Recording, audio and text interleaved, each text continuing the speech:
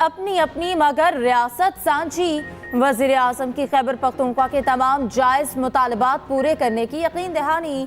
वज़ीर आला खैबर पख्तूनख्वा अली अमीन गन्नापुर और वज़ीर आज़म शहबाज शरीफ में खुशगवार मुलाकात। शहबाज शरीफ ने गर्मजोशी से अली अमीन गन्नापुर का इस्तकबाल किया। वज़ीर आज़म ने कहा कि चारों सूबे विफाक की इकाइयाँ हैं, मिलकर चलेंगे तो मुल्क तरक्की करेगा। मिल बैठकर तमाम मसाइल का हल निकालना होगा। मुलाकात के बाद मीडिया से गुफ्तगू करते हुए अली अमीन गन्नापुर ने कहा, मुलाकात बहुत मुस्बत रही। अवामी मसाइल पर बातचीत हुई। हालात के पेश नज़र हमने काबिले हल मसाइल पर बातचीत की।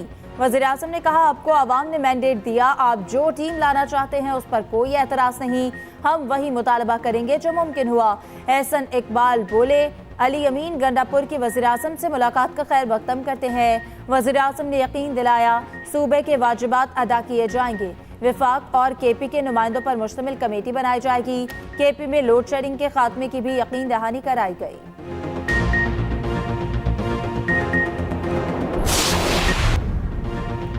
मखसूस नशिस्तों पर ऐसा लगता है जैसे माले गनीमत तकसीम हुआ। पेशावर हाई कोर्ट के रिमार्क्स। सुन्नी इत्तेहाद काउंसिल की दरख्वास्त पर समाअत करते हुए अदालत ने कहा, अगर आज़ाद उम्मीदवार किसी पार्टी में शमूलियत अख्तियार कर ले तो क्या उसको मखसूस नशिस्तें नहीं दी जा सकती? अटॉर्नी जनरल ने जवाब दिया, दी जा सकती हैं, लेकिन अगर पार्लियामान में उस पार्टी की कोई नुमाइंदगी हो। जस्टिस शकील अहमद ने कहा, क्या ये सीटें खाली रखी जा सकती हैं? अटॉर्नी जनरल ने नफी में जवाब दिया। जस्टिस शकील अहमद ने पूछा, क्या ये मखसूस नशिस्तें किसी दूसरी जमात को तकसीम हो सकती हैं? अटॉर्नी जनरल ने कहा, मखसूस नशिस्तें सियासी जमात से नहीं, सूबों से मंसूब हैं। ये मखसूस नशिस्तें किसी हाल में खाली नहीं रह सकती। जस्टिस एजाज अनवर ने रिमार्क्स दिए, ये तो ऐसा हुआ माले गनीमत तकसीम होता है, जो चीज़ें बाकी रह जाती हैं पहले वाले लोगों में दोबारा तकसीम कर देते हैं। वकील कामरान मुर्तज़ा बोले, नहीं, इस पार्टी से ट्रेन मिस हो गई है। मीडिया से गुफ्तगू में रहनुमा पीपल्स पार्टी फैसल करीम कुंडी ने कहा, सुन्नी इत्तेहाद काउंसिल का केस कमजोर है, इनके वकला भी नहीं आए।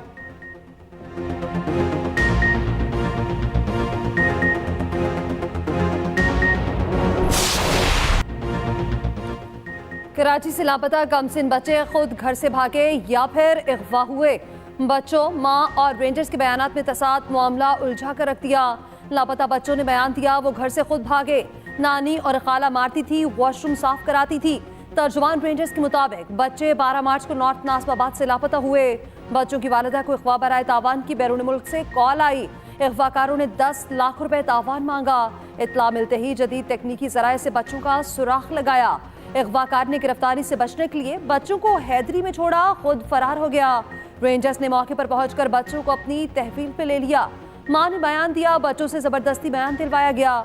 मंगल की रात 11 साल आबिया और 12 साल अनबान घर से नीचे उतरे। दोनों अपनी नानी और मामू के साथ रहते थे। बच्चों की वालिदा ने अपने वीडियो पैगाम में बच्चों के लापता होने को बताया था। पुलिस ने नामालूम मुल्जिमान के खिलाफ अगवा का मुकदमा दर्ज कर लिया।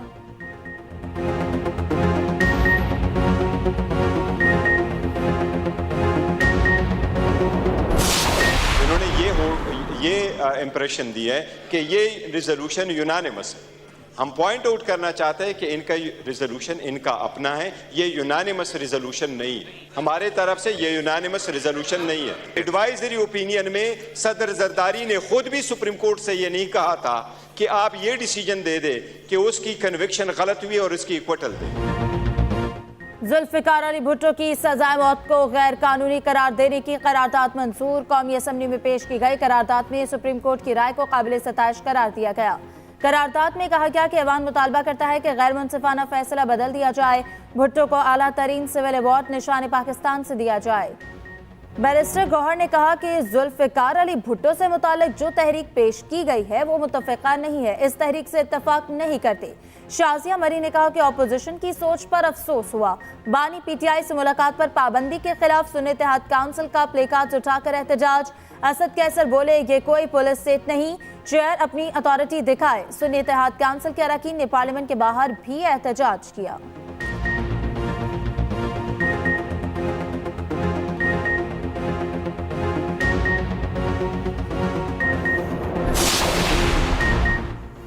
सुपरिंटेंडेंट अडयाला जेल को 15 मार्च के लिए नोटिस। बानी पीटीआई से मुलाकात ना कराने पर तौहीन अदालत की दरखास्त पर समाअत। उधर बानी पीटीआई से मुलाकात की इजाजत देने के फैसलों के खिलाफ अपील पर भी समाअत। चीफ जस्टिस आमिर फारूक ने सवाल किया, कैदी से मुलाकात के लिए प्रिजन रूल्स क्या कहता है। वकील ने कहा, जेल सूबाई हुकूमत के तहत है। इस्लामाबाद हाई कोर्ट ने इख्तियार से तजावुज किया।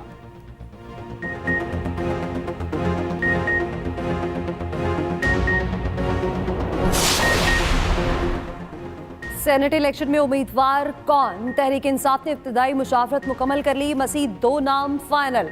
जुल्फी बुखारी और हामिद खान को सेनेट का टिकट देने का फैसला। अपनी मुशावरत के लिए बानी पीटीआई से मुलाकात का इंतजार। गरीबों और मुस्तहक अफराद को रिलीफ पहुंचाने का आज़म। वज़ीर आज़म इन एक्शन। इस्लामाबाद के मुख्तलिफ यूटिलिटी स्टोर्स का दौरा। मुस्तहक अफराद से मिले, मसाइल पूछे। कहा, BISP के तहत रजिस्टर्ड अफराद को अशिया कम कीमत में दस्तयाब हैं। बेनज़ीर इनकम सपोर्ट प्रोग्राम से 4 करोड़ अफराद मुस्तफ़ीद होंगे। यूटिलिटी स्टोर्स पर घी की कीमत 100 रुपये कम की गई। चावल, दाल और दीगर अशिया की कीमत में 30% कमी की गई। वज़ीर आज़म शहबाज शरीफ की 4 सदा भी आमद। वज़ीर आज़म ने एमल वली खान से वालिदा की वफ़ात पर ताज़ियत की।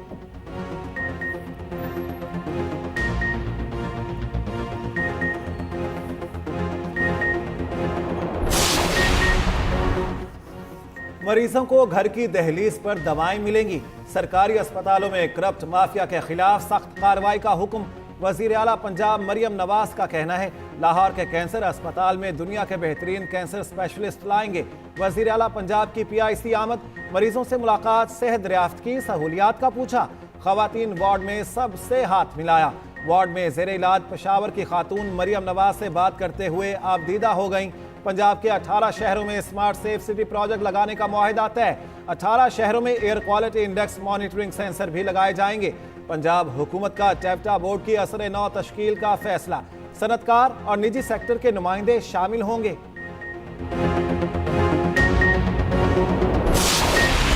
परचून, रियल एस्टेट और ज़रई आमदन पर टैक्स लगेगा। वफाकी वज़ीर ख़ज़ाना ने मईशत की बेहतरी का रोड मैप दे दिया। मोहम्मद औरंगज़ेब ने कहा, दोस्त ममालिक से रकूम जमा कराने और रूल ओवर कराने का दौर बीत चुका। निजकारी एजेंडे और पब्लिक प्राइवेट पार्टनरशिप पर तेजी से अमल करना होगा। SIFC बैरूनी सरमायाकारी लाने का अहम प्लेटफॉर्म है। IMF से मुल्क की तारीख का सबसे तवील मुद्दती प्रोग्राम लेना चाहते हैं। IMF से मौजूदा कर्ज प्रोग्राम की आखिरी किस्त में कोई रुकावट नहीं। वफाकी वज़ीर ख़ज़ाना मोहम्मद औरंगज़ेब का FPR का भी दौरा। FPR में इस्लाहात और टैक्स वसूलियों के हदफ पर तबादला ख्याल।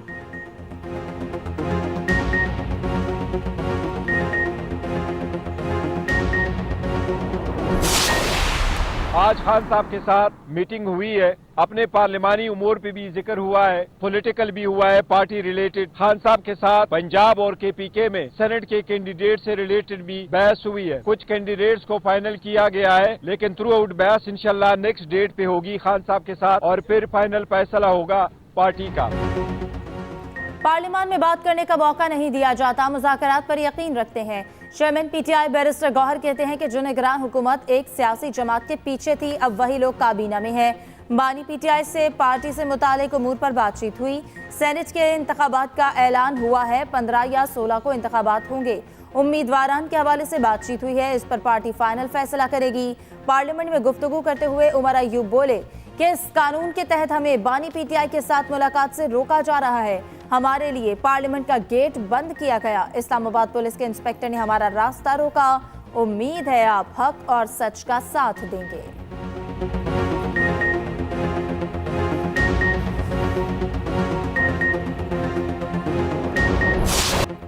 GSP प्लस स्टेटस वापस लेने का मुतालबा। पाकिस्तान पर हमला है। एक जमात के सरबराह के यूरोपीय यूनियन से राब्ता मकरू अमल है। वफाकी वज़ीर इत्तलात अताउल्लाह तारड़ की वार। कहा, कुछ अनासिर अपनी सियासत के लिए रियासत को नुकसान पहुंचा रहे हैं। इन अनासिर को समझ नहीं आ रही, रियासत है तो हम हैं। बानी PTI की कोशिश थी मुल्क डिफॉल्ट कर जाए। सिक्योरिटी खदशात पर अडियाला समेत तमाम जेलों में मुलाकातों पर पाबंदी लगाई गई। तहरीक इंसाफ का रद्द-ए-अमल। कहा, यूरोपीय यूनियन को ना कोई खत लिखा और ना ही खत लिखने का कोई इरादा है। वज़ीर इत्तलात की न्यूज़ कॉन्फ्रेंस। इल्ज़ाम तराशी के सिवा कुछ नहीं।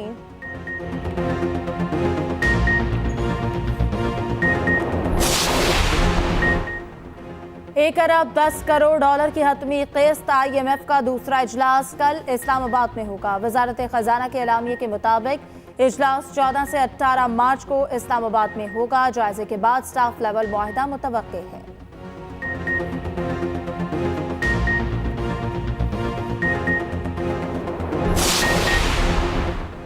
स्ट्रीट क्राइम हर सूरत कंट्रोल किए जाएं। वजीर आला सिंध का हुक्म। सूबाई काबीना का पहला इजलास। IG की अमन व अमान की सूरत हाल पर ब्रीफिंग। मुराद अली शाह ने वाज़ेह किया, जिस थाने की हुदूद में क्राइम हुआ वहां का SHO और SSP जवाबदेह होगा। जब तक पुलिस अफसरान को जवाबदेह नहीं करेंगे तब तक अमन व अमान की सूरत हाल बेहतर नहीं होगी। सिंध काबीना ने 22 अरब के रमजान पैकेज की मंजूरी भी दे दी। 4 करोड़ खानदानों को 5,000 फी खानदान मिलेंगे।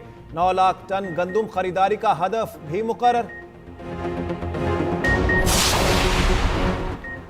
करप्शन किसी सूरत बर्दाश्त नहीं करेंगे। वफाकी वज़ीर दाखिला मोहसिन नकवी का वाज़ेह और 2 टोक मौक़िफ़। FIA हेडक्वार्टर्स का दौरा, कहा करप्शन के खिलाफ जीरो टॉलरेंस पॉलिसी होगी। FIA को अपग्रेड करके बैनुल-अक़वामी मयार पर लाएंगे। ज़ेर इल्तवा केसेस को 30 दिन के अंदर निपटाया जाए। इदारे की कारकर्दगी तब साबित होगी जब बड़ी मछलियों को पकड़ा जाएगा। बिजली चोरी की रोकथाम और जाली दवाओं की लानत का खात्मा भी करना होगा। जो भी है, जिसने भी किया है, सोशल मीडिया प्लेटफॉर्म बंद हुआ। इस्लामाबाद हाई कोर्ट के एक्स की बंदिश के खिलाफ केस में रिमार्क्स। अदालत ने PTA वकील से मुकालमा करते हुए कहा कि आइंदा समाअत पर वाज़ेह जवाब जमा कराए, बताया जाए दरअसल हो क्या रहा है। समाअत 26 मार्च तक मुलतवी। लाहौर हाई कोर्ट में भी सोशल मीडिया पर पाबंदी के खिलाफ दरख्वास्त पर समाअत हुई। दरख्वास्त पर रजिस्ट्रार ऑफिस का एतराज दूर, समाअत मुकर्रर करने का हुक्म।